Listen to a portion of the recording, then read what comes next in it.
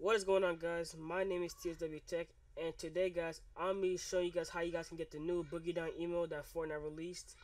And I don't think Fortnite told us how you can get it, or not too many people know about it. So I'm gonna show you guys how you guys can get it. So what you guys want to do? You guys want to go to the official Epic Games website. You guys want to sign into your account. Go to account. Then once you're in your account, go to password security. Scroll all the way down until you see two versions of two-step verifications. You can do either the app on your phone or your tablet, or you can do the email. I recommend the email because the email is way easier for mainly most people. And yeah, so after that, click the blue enable button right here. Mine is great because I already did it. And after you click that, they're gonna send you a code that you need to put into that little box where it says enter the code. And after that, you're pretty much done.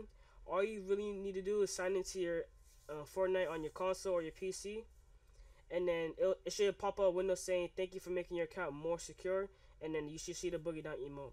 If you guys like this video, hit that like and that subscribe button. Also comment down below if you guys want to see more tutorials like this. And thank you guys for almost 2K subscribers. That really means the world to me. And till next time, guys, peace out. I love you guys.